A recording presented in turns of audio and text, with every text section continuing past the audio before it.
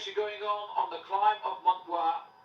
It's just over 2 kilometres, a little more than a mile and a quarter this climb. It's about 10%.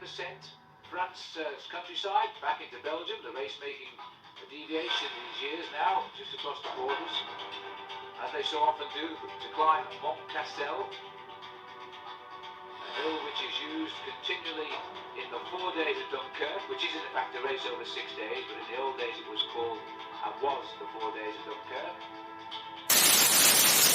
Lucky race results these last few races, in the big races unfortunately for Meg Vietel, when they've been in the thick of the action and through no fault of their own they've lost their men, and that's really a shame. Here we are, there's a little bit of a break down the Zwaarteberg for you. It's a 1 in 10 climb, just over half a kilometre. As you can see, we hardly ripple above sea level. It's just short and sharp, and then it's over the other side and away. Shadowing him, the champion of Holland, a very good signing for the new American team over here in Europe, Mercury Vietel.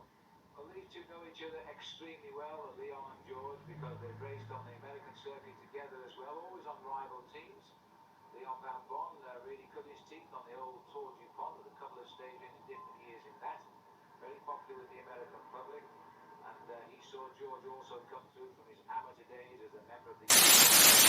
Again, there is a rumour around he was supposed to finish his season, or his career I should say, after the Classics had gone by.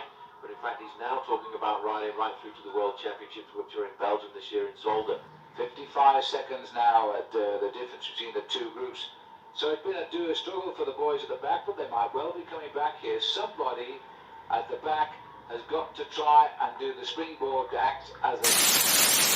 Because if Cipollini does go over the top with them, then they'll have to rethink their tactics, because they know if they take... Relaxed, I think, now that they've extended their advantage to the 1 minute mark once more, and that the fact that it's all come from the work done by Quickstep, I think is important, because they obviously feel that they've got a chance of winning.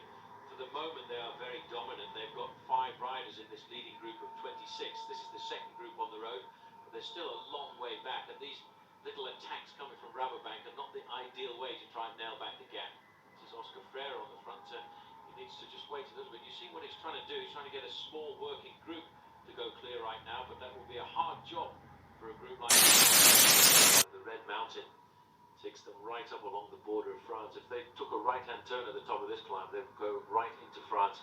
But in fact, the race will turn left and head out towards Loke, Granau to the Monteverf and the Kemmelberg for the first time. It's a very difficult climb, and in fact, it goes right up by the windmill, just on the top of this ridge of hills in the southern part of France at the time for Steiner. That's a bad time to get a puncture. It certainly is, because it's a very difficult time to try and get yourself back into the main field. This looks like Peter Barazan on the front.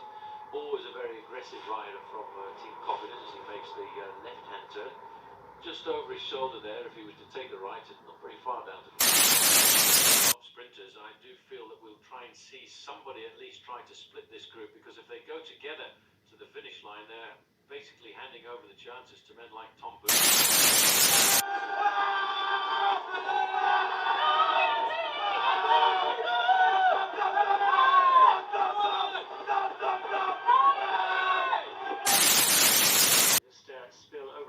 Side of the road. There's Otto Vergaarde on Verandas Williams Krellen, base plants. Kinziata from the BMC on the deck.